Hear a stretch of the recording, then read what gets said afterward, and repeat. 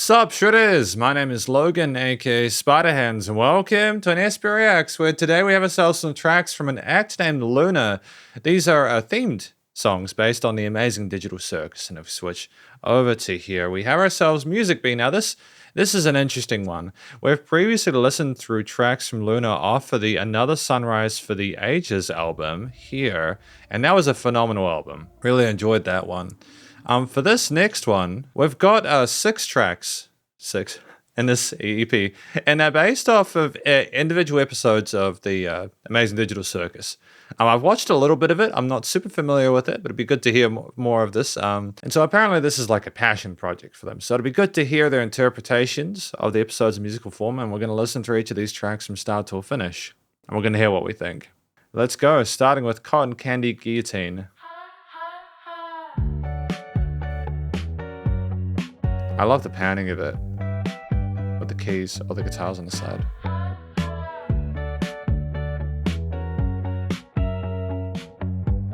They're like guitar synths. Clutching lights, can't feel my skin. Where did the world go? What state my in? Pixel games with a painted grin. Voices laughing, dragging me in. No doors, no exit sign. Am I losing what was mine? Trapped inside this coded stage. Will I ever escape this cage? Oh. Like a flower, you know, opening up.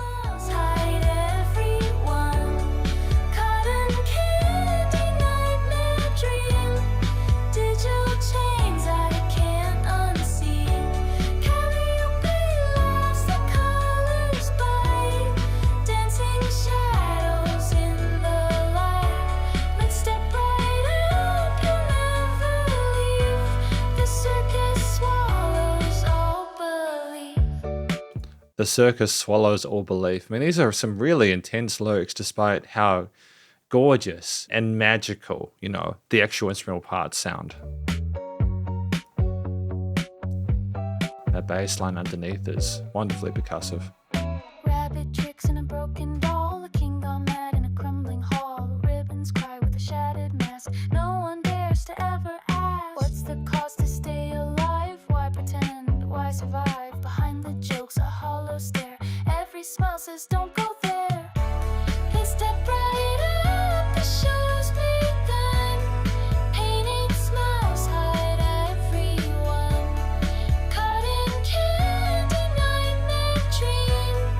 Digital chains I can't unsee.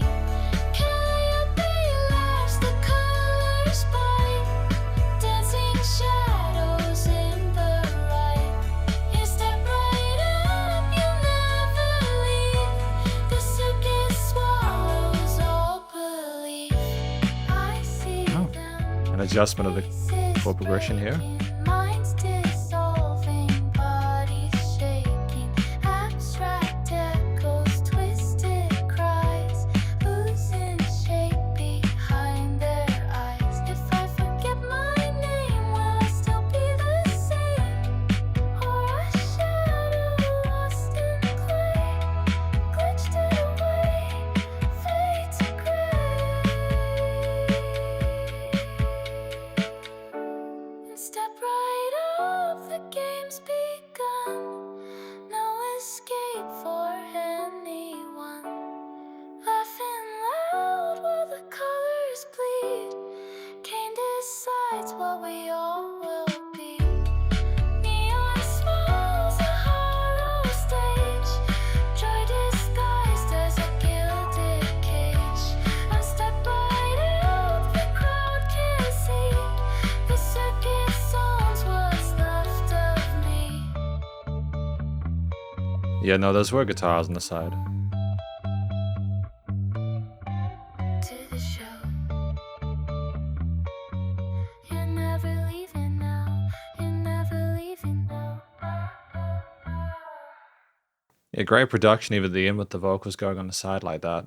So Cotton Candy Guillotine, I get the impression that that's talking about how when you enter the circus, you know, it looks like a wonderful magical place, but it's actually a prison. And, you know, you've entered it, but you can't escape. You've got to deal with the consequences of your actions getting involved with that.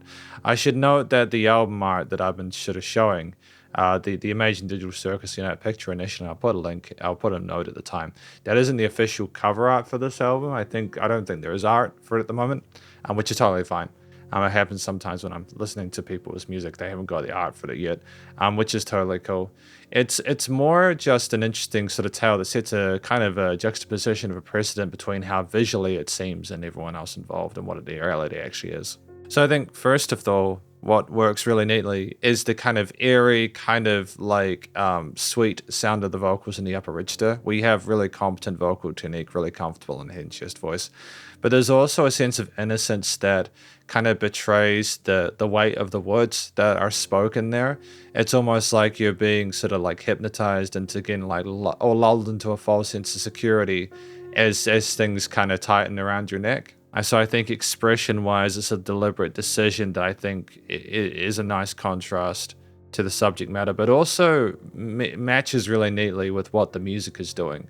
You have a nice connection stylistically and in terms of like the coloration, the intensity of the approach there with the two.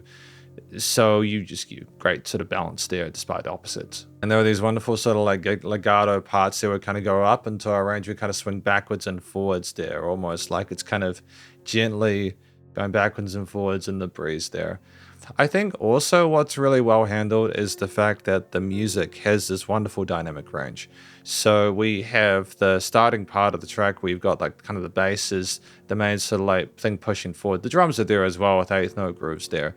And things are fairly palatable and easy to sort of follow along to. The vocals have a nice sort of cadence that is sort of repeated. And again, it's very satisfying. Everything is sort of like adheres in terms of the fundamentals, but then you get into the chorus part and it kind of unfurls and the stereo field is sort of filled up with all this wonderful explosion of color with the extensions, the pads and everything like that.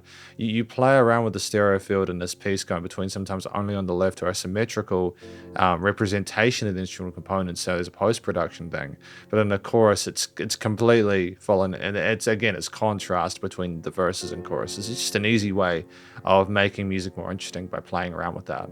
And you've got like this kind of ding, ding, ding, ding, ding that's kind of consistent. There's a constant eighth note groove which helps to sort of like tie things together rhythmically. But it's like we're also not wanting to listen to become disinterested due to too much sort of similarity there. I think that's definitely a positive. But it's also just how we structurally just have enough to kind of keep us intrigued. At 3.5 minutes there's absolutely no filler within it. We don't need like an instrumental section or another solo section to kind of fill her in. We have enough going on with the two verses and then the bridges and then the verse chorus parts. And then the twist with the chord progression or change of harmony or bass line in the interlude or the bridge is exactly what we need at that point. Sort of not spice things up necessarily, but just to kind of freshen it. But then, to be fair, at the start, we do have that kind of riff on the left side there. We get all the instruments like the drums and the bass introduced at the start before the verses. So even if it's not like a quote unquote like lead solo, it's still there's parts where the instrumental parts can shine on their own. And I just think it's kind of a nice move as well to allow an ambience to occur before we start filling in too much context. It's almost like we've entered the world and then Luna is walking us through it. And with the last part, talking about welcome home, it's like, hey, we're in that world now. Welcome home. You can't leave. And that's just your life now. So it's kind of spooky, but it's a cool idea. And so I think this first song works really well. I've got any complaints. We got track number 2 now, gummygoo.exe.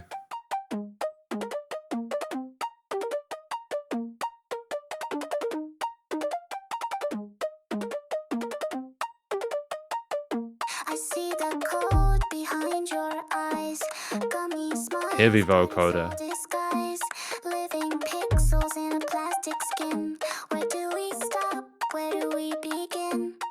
You're talking loops, but you know my pain. Trapped in a world that I won't explain. If we're alive, then what are we for? Glitched out minds at a locked up door. Is this freedom? Is this fate? Are we thinking or just simulate? Every answer breaks apart, but I still feel a beating heart.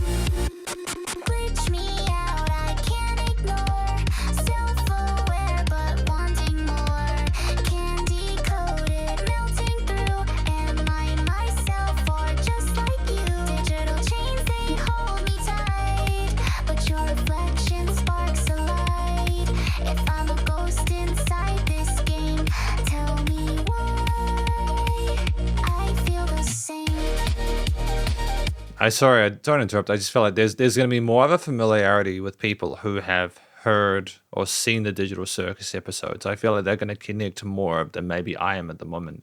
But I do appreciate and enjoy listening to the music. Just in case you're wondering why I don't know more about why these things are the way they are, I enjoy the music regardless. It does make me also want to watch more of the Amazing Digital Circus, though, so that is a compliment to Luna.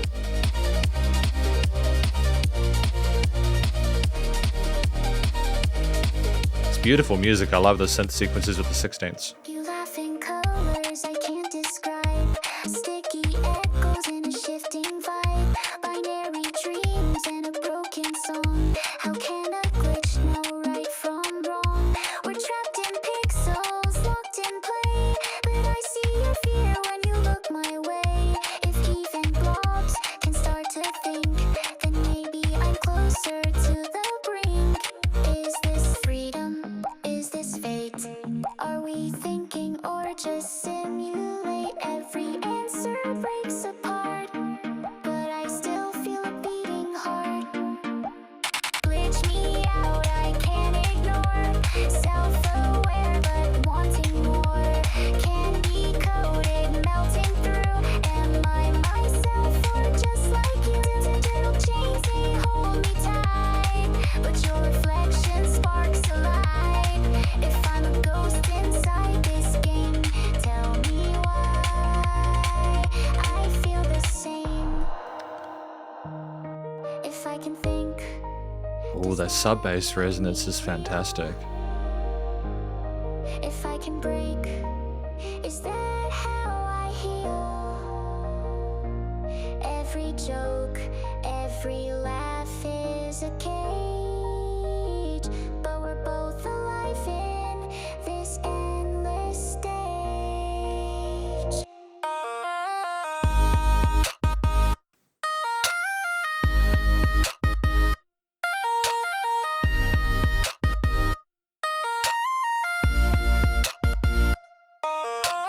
Reminds me of LA 2010's EDM.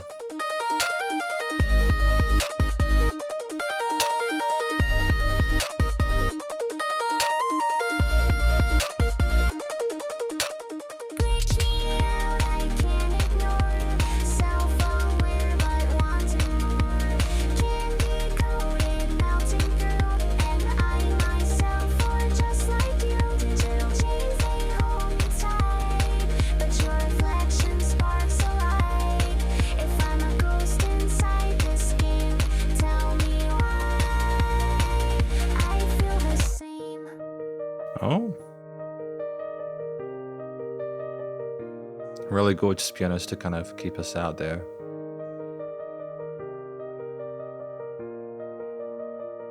You know, it's not nearly as intense as the 16th note sequences we had in some parts of it, but we know how to play with textures and kind of like sweeten it up for the next transition. So then track 2, Gumigoo.exe, is more about examining our place within the universe that we created, that kind of digital landscape, and sort of trying to figure out whether we're ourselves, whether we can relate to others, if we can feel, are we real, are we just pixels, if we can break, are we real, etc. So I think following on from Cotton Candy Guillotine, we're in this we're home now, and we've got to figure out how to sort of cope with maybe the existentialism that comes from that. I think one of the things that works neatly with that digital theme is the heavy use of synths as well as the vocoding on the lyrics there. Just really clever to have that happen like that. I think that if you add those synthetic textures, it just ties the subject matter to it, and it just sounds really neat as well. Like, they produce really well. We'll talk about the production in a moment. But just the way that we handle things in terms of like the 16th note, that is very exciting, and they sort of explore these really wonderful sort of future bassish kind of seventh pads there. They kind of wah, wah, wah, and they kind of play around with the attack and sort of like decay of them as well. They kind of like chopping them up. It's just having the vocoder on the vocals to make them sound a bit more sort of like a synthesizer or something like that as well makes it, or doesn't sound like a robot or like a digital kind of like person is talking. So there's just decisions made with the tones and textures and instruments here to form that connection that work really neatly. And they're also quite exciting. Rhythm is another really important thing within this piece. We're constantly exploring eighths, quarters, and triplets and sixteenths there. and we effortlessly blend them together. We know how to slow down for the eights, like with the piano in at the end of the track there, and kind of smooth it out with those reverbs and stuff like that. But we also, for example, in that drop section later on in the piece there, we have like these kind of vocal chops over top of the existing sort of like synth sequences, and it's just great that we play around with both on-beat and syncopated components there with a polish to the overall intensity of it that works really neatly. Like we have absolutely nothing going on necessarily rhythmically at all, aside from the vocals in that part where it's just the sub bass and elements like that. So we know how to sort of not only have the intensity with the rhythm, but also to take it away and have contrast. Finally, I want to give a shout out to that 808 that we had in that interlude section. That part where we're just kind of like having the vocals almost like a contemplative, introspective part. It's incredible, sort of like sub bass resonance there. I haven't heard stuff that clean in a lot of music that I've reviewed over the years. It's just pervasive, and it's so satisfying to be able to sort of establish that ground bit like that. And we also have moments where we automate the music from side to side, which shows proficiency in post in terms of automation and stuff. I mean, it's just, and these are deliberate decisions there, especially with the panning and filtering of EQs and stuff like that across the board.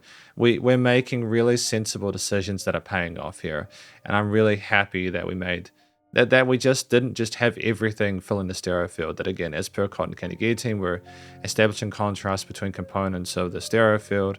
I've said contrast a lot. I think that's a big sort of part of this, is that we know when to have things and sort of when to take them away.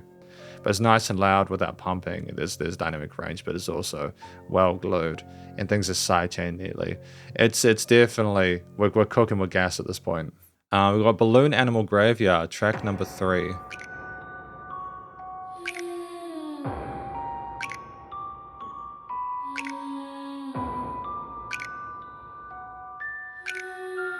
I mean, it's incredibly spooky off the bat with those kind of Halloween-esque upper keys with the register, kind of like a ghost moaning or something like that. It immediately sets the precedent of what you'd imagine in a balloon animal graveyard would be. Yeah, welcome back to the circus of screens, where your nightmares were cartoon skins, and the laughter ain't what it seems. Hallways bending, doors don't lead, every shadow whispers, feeding my need. Walls got eyes, the floors all breathe, the deeper I run, the less I leave. Clown face smiles with a bitch's grin, echoes of the dam pulling me in. King's jokes cut sharp straight to the bone, feels like I'm laughing but I'm all alone. Trapped in a circus where the lights all die, laughing in the dark with no reason why. Can't trust my mind, can't tell what's real. Every wound I hide is a wound I feel. Oh, it's menacing, dude.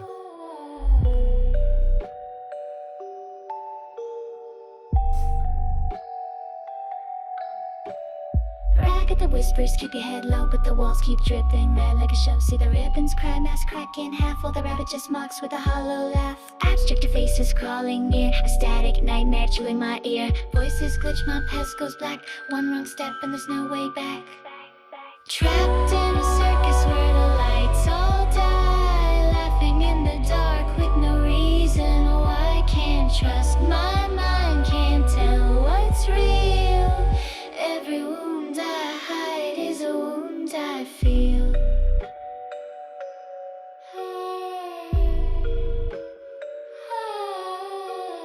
Really spooky music box, isn't it?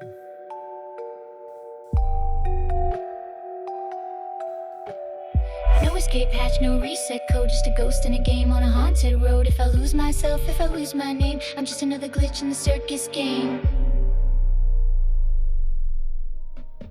Trapped in a circus where the lights all die. I will note that there's Dark with no reason why.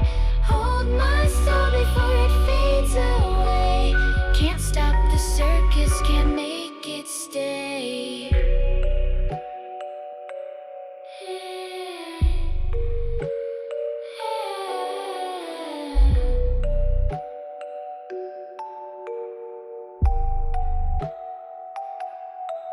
Yeah. The show goes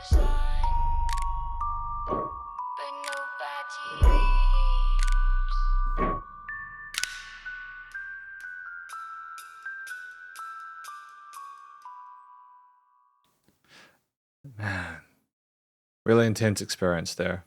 So, Balloon Animal Graveyard seems almost to me like they were going through a haunted house or something like that, but also they were exploring just how horrific things are, really. Like, it's absent of a purpose, discussing how everyone's like wearing like cartoon skins, but they're all sort of like ghosts inside. Or at least the nightmares are. And we talk about Kane's words cutting, so I assume Kane might be a character, in which case they're not getting along at this point.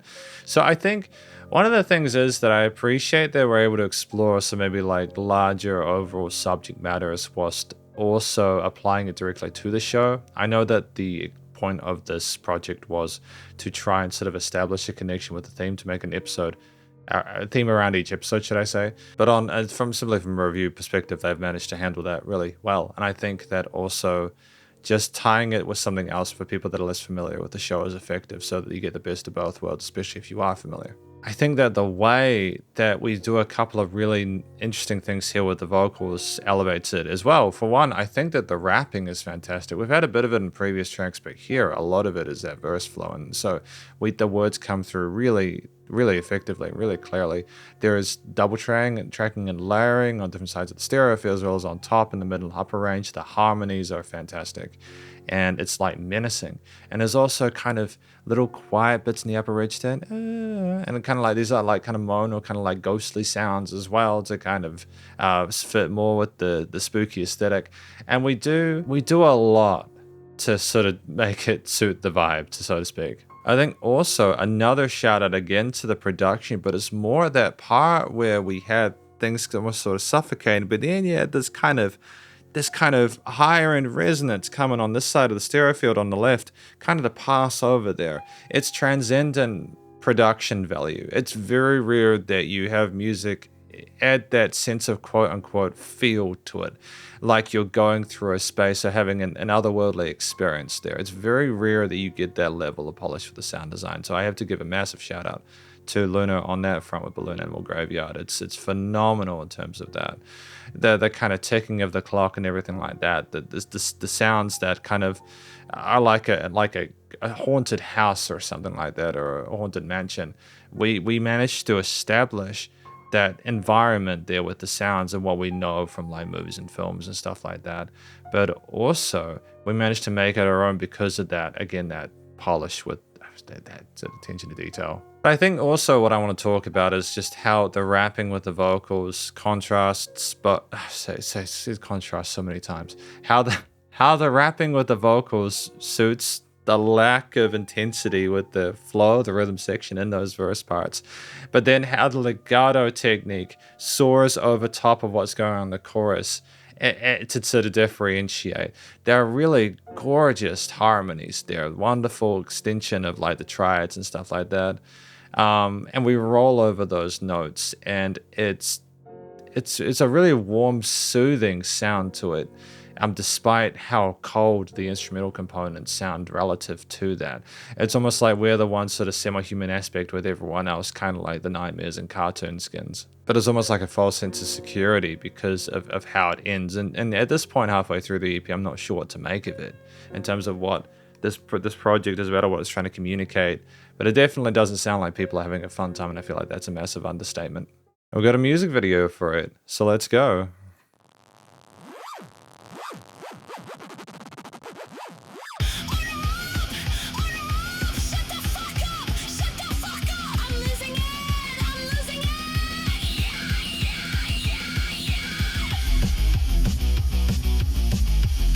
This is what I was more familiar with the previous album and parts.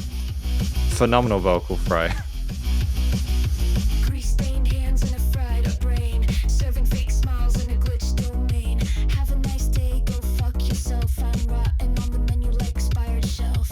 Digital fryer cooking my head. Corporate circus, I'd rather be dead. Tastic food for a plastic world. I'm a pixel bitch clown with my guts unfurled. Break me down, break me down, break me down. Serve that shit, serve that shit, serve it up now. Fuck this crown, fuck this clown, fuck this town. Serve that shit.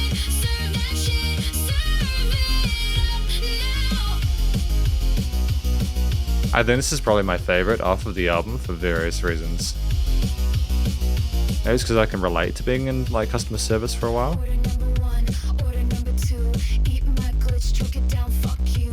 Combo deal with the side of despair. Scream in the mic, does anyone care? Drive through nightmare, can't drive away. I'm dying on repeat every goddamn day. Puppet on strings in a rancid grind. I'm a wage slave bug, losing my mind. Break me down, break me down, break me down. Serve that shit, serve that shit, serve it up now. Fuck this crown, fuck this clown, fuck this town. Serve that shit, serve that shit, serve it up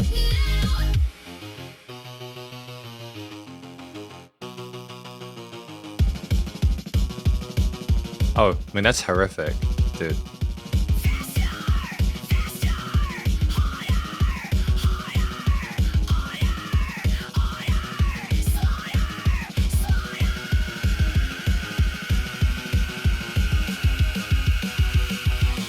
I'm a fucking glitch on a tray of lies.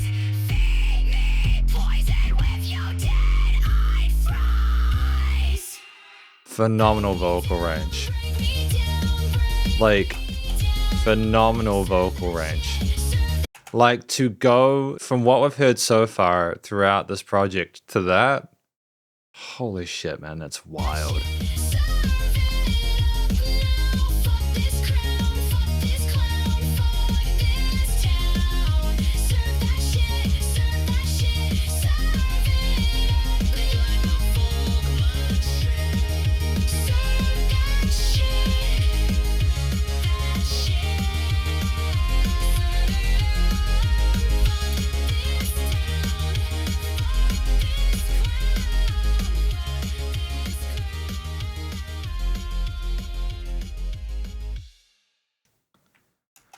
Dude, that was incredible. That was genuinely incredible. I'm blown away by that. So, what do we like about Greasefire? What is it about? I think Greasefire, I think that was one of the episodes of that I watched where they were kind of in a fast food restaurant and it basically spoke of the many horrors associated with working in a fast food restaurant, but also just the daily grind, getting stuck in a wage job like that, you know, and sort of their sort of interactions with it and trying to sort of like cope with what's going on and the existential dread that comes with it, and how each character sort of copes differently with it, but just the overwhelming need just to continue to produce so that people can consume and consume and consume every day, you know, every moment. So I think that the vocal fry that we have in this, as you've gathered, I quite like it. I like my metal, I like my hard rock stuff, and I like it when it's infused with synthetic elements. I really like it. And I think that it's a really effective way of communicating the frustration or the rage or fury that you feel about things. You know, it's hard to do that with clean vocals unless you're very specific with your words or tone. So here, just how visceral it is phenomenal. It suits really neatly with some of the breakdown elements and stuff like that, but it also, we have phenomenal range. Like we go through the rapping part as well, like in some of the verse parts, then we go into the chorus parts with, you know, down down bam bam bam bam, sort of like a catchiness inherent with the hook line melodies as well. We've clearly segmented and thought, hey, this is this part, this is this part, this is this. Never becomes dull. And the speed of the song as well is just ferocious. And you have like the distorted guitars at the start as we just like lose our mind and the drums kind of picking it up there. It's the change of instruments, I think, from the start with the kind of the glitchiness of it. Just how intense it is with the metal elements. But then we also have like almost like a happy hardcore kind of thing going on. With the dom dom bom bom bom bom bom kind of going on with the octave sequences and the hook part there. We have different instrumental makeups there to completely change the angle there, even though the vocals still connect everything. and it's just constantly intense, or like most of the time intense anyways. And then in that like kind of growl, it's kind of scream section around the 2.5 minute mark, it does kind of go halftime or stop there, and you have like that moment where we have that complete breakdown. And it makes sense because of what we've been going through within the song. It makes sense that we're having that breakdown there. So yeah, just really sensible composition there, I think, structurally speaking as well. But in terms of like anything additional to the quality of the vocal performance as well as the way that things are structured, I think the overall sort of theme of it, the intensity of things, makes sense when you discuss the subject matter. So it's the way that we had that tempo there. It allowed us to sort of illustrate the high octane sort of situation we're in with this stuff. We're really just going to kind of keep pushing through and pushing and pushing and pushing, and the stress that it puts on people, that speed that kind of drives people insane. It makes sense, and it just doesn't stop until you have that breakdown, I suppose. So everything that you're hearing within this piece makes sense both within the music video that we watched as well as in general life to anyone that can relate to having to work in the fast food industry. And just ultimately just, yeah, I think it's just great that we've got that chemistry between elements. We've got Statistical Happiness, track number 5.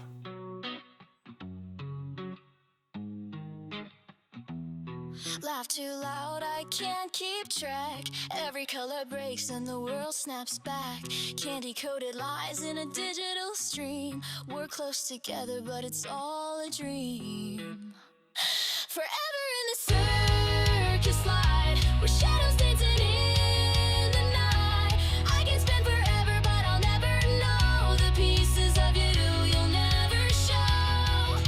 We're friends, we laugh, we play pretend, but I can't reach you in the end. Even if we're trapped, we're not the same. Your heart's a ghost I can't explain. Step right up, rides out of control. Paranoid king and a ribbon soul.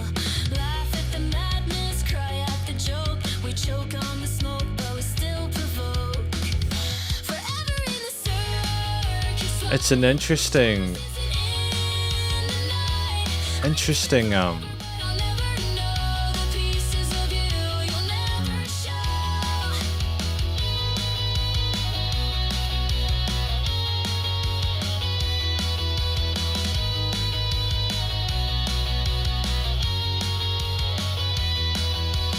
Tracks collapse and the world breaks down. Screams in static, no one's found. Closer than ever, but further apart.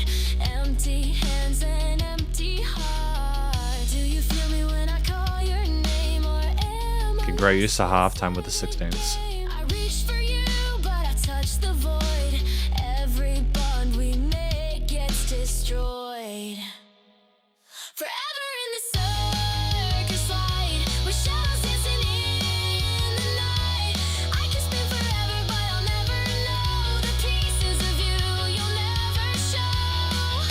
We're friends, we laugh, we play pretend, but I can't reach you in the end. Leaving you forever, we fade away. Your heart's a world too far to stay. Smiles forever, never change. Best friends always stay the same. Hearts together, side by side, but you're still not mine inside.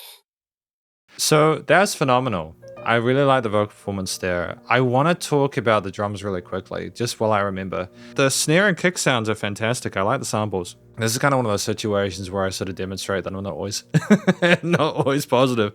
I wasn't necessarily convinced with the cymbal sounds. I wasn't necessarily. I feel like it's because I feel like with the quality of the production value it had throughout, again, another Sunrise for the Ages in this album so far. I feel like we could potentially be using better quality cymbal sounds. Again, it's totally cool if we vibe with the way we're doing it, if we're going for a certain kind of like aesthetic or style with it. I don't know if Luna is familiar with Amazing Digital. They have this drum kit from Trivium, which is a metal band. They have the Trivium drums. I would thoroughly recommend checking out those if we get the chance, because they have fantastic drum samples. They're not superior drummer like cost or anything like that. But just I swear by them. It's phenomenal. Just in case we're looking for another drum kit for different songs.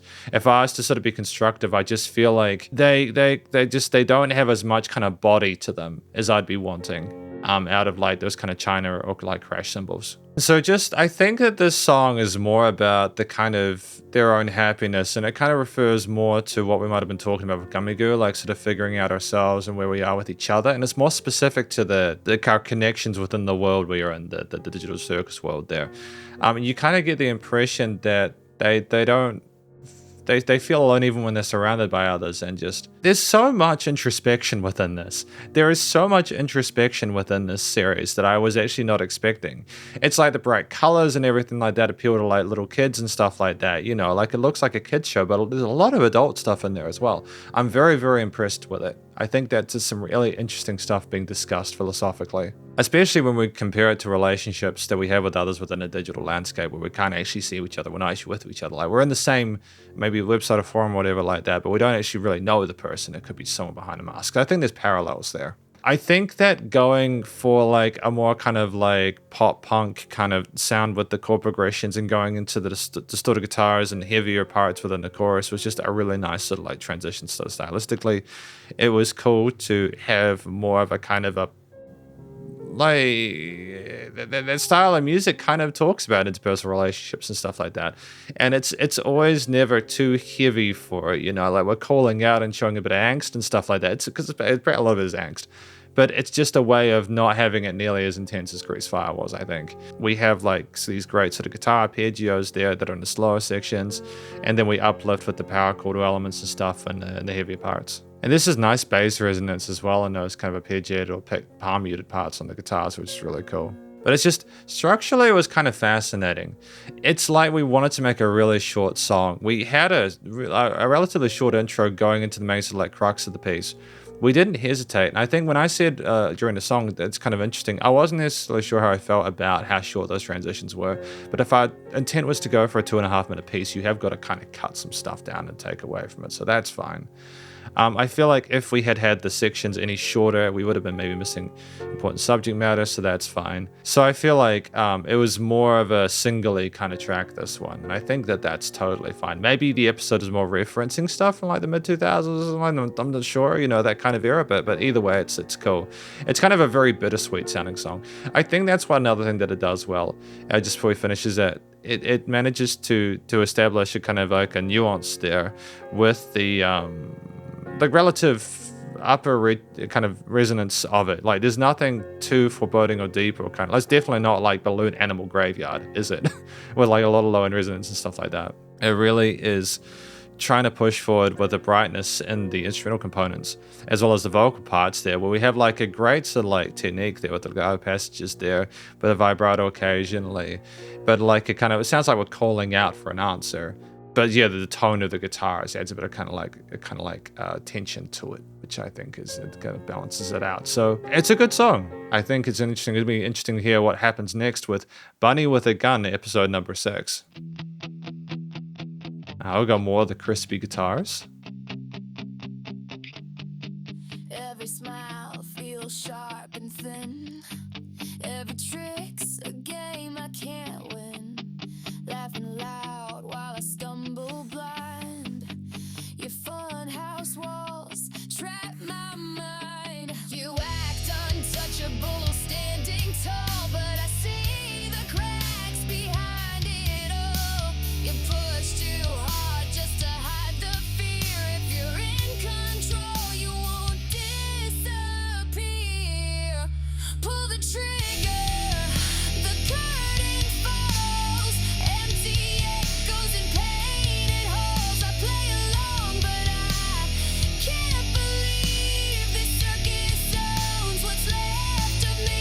Smoke and silence, a deadly game. I take the hit, but you hide the shame. Every trick cuts deep. Can't you see this circus owns what's left of me? Really beautiful like tail at the end there. Nice work. Again, like we hold these notes really steadfast for a lot of those hook parts. But then we kind of like flutter downwards. Nice. You fire off words like loaded rounds. Each one hits but makes no sound. The stage is set, you play your part, but the bullets ricochet back to your heart. I see the fear you try to mask. Bury the truth beneath the laughs. It's easier to wound than bleed, but the emptiness is what you feed. Pull the trigger, the curtain falls. Empty echoes and painted holes. I play along, but I can't believe the circus owns what's left of me. Smoke and silence, a deadly game. I take the hit, but you hide the shame. Every trick cuts deep. Can't you see the circus owns what's left of me?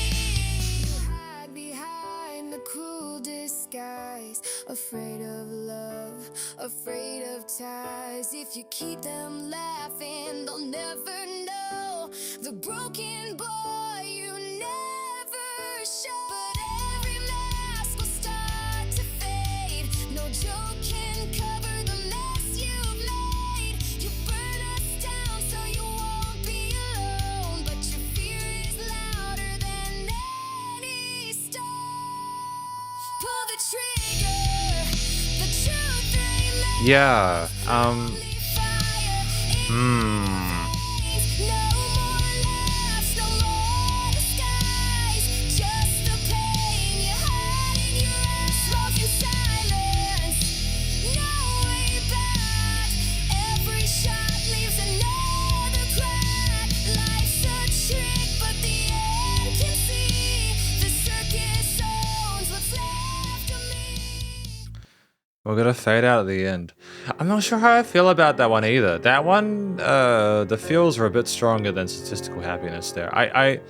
Bunny with a gun. I'm gonna look through the lyrics at the moment just to sort of confirm, because I was kind of distracted by the tone of the guitars and the bass, drums. I'm wondering if the guitars were like recorded, but then we put two identical takes on either side. What can happen if we do that is it goes into the center and phases. So you get kind of sound in the center, and I'm wondering if in combination with the higher resonance of the drums, if that's what occurred here, because I feel like if we had double tracked, done separate takes for the guitar riffs, it would have sounded huge, like so I'm just wondering if we did that. It's a cardinal sin. It's something I did when I was learning to sort of like record, is I did like a project that I just did one take and did it to the other side. I didn't understand that you had to record two sides of it to get size, but yeah. So then his final song off of the project, Bunny with a Gun, is based on like one of the bunny characters from the show there. And I'm thinking he's just gone through a terrible time, you know? And you just get the impression that maybe he is just kind of resigned himself to how much the circus has taken from him. He's shooting away, doing what he can to get through it, but he's kind of like a shell of their former self, and maybe that's what everyone else is at this point. I do want to watch this in my own time. I'll watch it probably after I finish this review, but I just want to give a shout out to how well we've managed to sort of tell these stories, whilst again making them more generalized so a wider audience can understand it, whilst also I think mirroring or sort of like discussing what happens within the episodes. I think it's cool. Especially because with Greasefire, I could instantly sort of like follow along with. So I have a faith that the rest are just as loyal. I think that one of the things that works well within this is that we are following on from Statistical Happiness and just adding a bit more kind of edge to it. I think the chord progressions that you have here work well for a kind of like a hard rockish kind of piece here. The vocal style with a bit of grit and fry that we have occasionally works really neatly, and then the parts where kind of come down a little bit and things are a bit more sort of delicate. That's just dynamic range, just variation intensity there. So that's makes sense.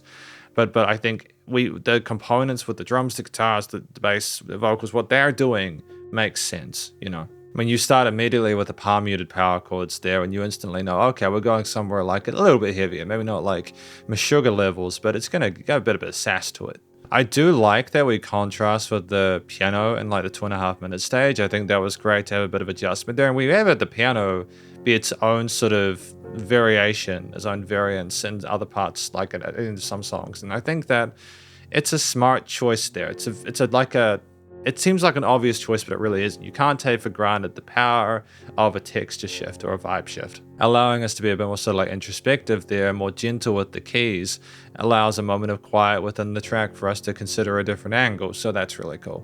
And so from a structural perspective, I think it's great. You could have potentially had like an additional lead guitar over like the last chorus or something like that, but that's fine. Ultimately, I think the fade out was an interesting decision there, because it just kind of, you could have just had it kind of finish strong, just like a big chord and just kind of go out, but we wanted to kind of smooth it off, and that's fine. We did a similar thing with Grease Fire, as I understand it. And if every song finishes the same, everything is the same. Again, I despite what I said about the production value, I think if it's a deliberate decision to have things those kind of noisy, I suppose, or sharp sounding, sharp like a smile, or smile like was sharp or something like that, I think lyric wise, if that's a deliberate decision, then I'll respect that. It's kind of harsh sounding in the upper register. There's resonances with some of the instruments there. It could be a phasing thing again with the guitars there.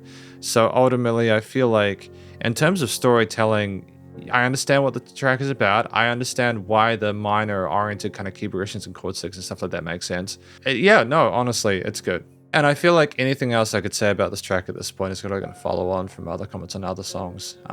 So we're going to talk about this project more in the conclusion. Because welcome to the conclusion, my review of this project from an actor named Luna, based on the 6 episodes of the Amazing Digital Circus. They're themed songs off of each, from Cotton Candy Guillotine for episode 1 all the way to Bunny with a Gun in episode 6. So I think what I can tell from this album, just before we get into my overall thoughts on this, because I've given each track their own sort of mini conclusion per the timestamps, I think that this album is about people entering the digital circus and getting trapped in there, and then having to come to terms and sort of cope with what they become as sort of digital entities, their interpersonal relationships, having to continuously produce and be a part of the landscape and never relenting and breaking down eventually, kind of figuring out whether they've got any worth or value at all, like whether they will be happy or real at all. And then finally you've got a final showdown, a breakdown, a kind of a shootout, with the circus taking the remainder of what they have. So ultimately I feel like it's just a really interesting project there. I think it does, from what I understand of the Amazing Digital Circus, represent the episodes very well, whilst putting Luna's spin on it, and I appreciate the effort there. I think it's a really creative thing to do, and I think it works well for a passion project, as per. In terms of things that are done well here, I feel like, first and foremost, the vocals are sensational. We rap, we sing, we harmonize, we do little kind of moans or kind of like ghostly sounds in Balloon Animals Graveyards. We have the phenomenal, ferocious, like vocal fry and grease, the screams and sort of harder rock middle vocals. We have a variety of different things we can do within this album where we've shown our full range, and it's phenomenal. I'm really stoked that we managed to handle each of these styles well, and they typically matched the style of music that we were putting per track, as well as in terms of like with Grease Fire having the sort of guitars and drums and everything being very sort of hectic and high octane. You had Screech, especially in the breakdown as well. They're the heavier section, just the kind of fury there. But also the Balloon Animal Graveyard, the kind of the kind of moans and stuff like that were kind of like ghostly in there.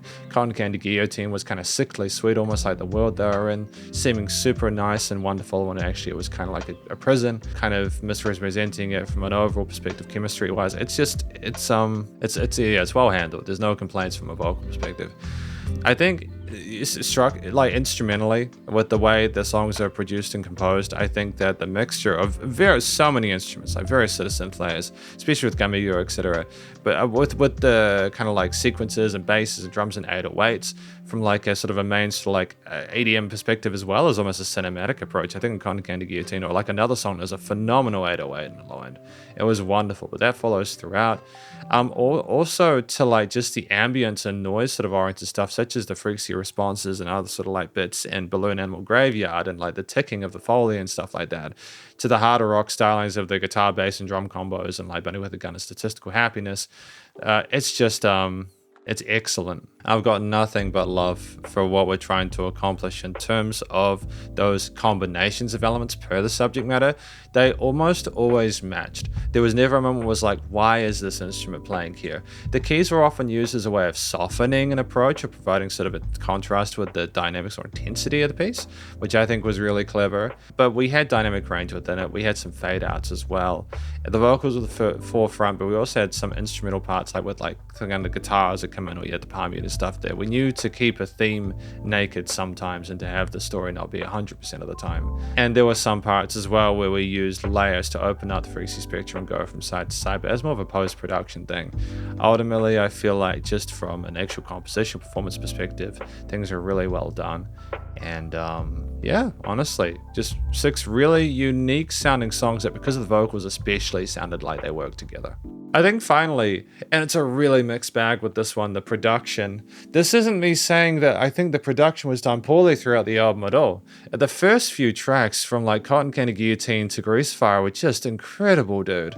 I just think maybe with like Statistical Happiness and Bunny with a Gun, we were trying some different things with the guitars and the drums, and I just wasn't always sure if it was fully committing to it. I just wasn't sure about the way that the guitars were recorded. In Bunny with a Gun, they seemed like they were kind of phasing a little bit with a higher end resonance drum kit. We could have potentially had some more sort of like some more sort of full-bodied sort of like cymbal and China sounds and Statistical Happiness, and that sounds like I'm being pedantic or petty, but it's just simply because I know how awesome this music is. I feel like if you just had that, if you'd had double track the guitars in Bunny with a Gun, and if Statistical Happiness just had the cymbals, it would have been practically flawless in my mind, because the mixing and leveling was sensational. The recording of the vocals was great. I love the tone of them, the variety of ways we communicate with the listener. I liked some of the more sort of synth vocoded stuff as in Gummy Goo, but I also liked the more kind of earnest stuff in tracks 5 and 6. We emote and express ourselves well, and we don't overproduce the vocals. There's no point where I'm confused by the process.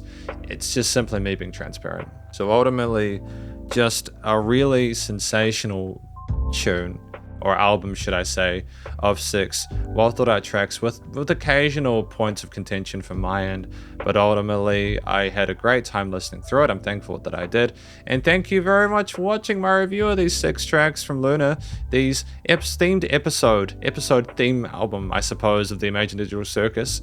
Hopefully you enjoyed it. If you did, please go show them some love via the various social medias, and I'm sure this has been on various digital streaming platforms at some point. I'm not sure, it might be. If I show it here, it is. Stay cool and stay safe, and please remember to support your local musicians and artists at this point in time, as they need the help more than ever with all the crazy stuff going on in the world. And I'll catch you in the next SP Reacts. Spiderhands out.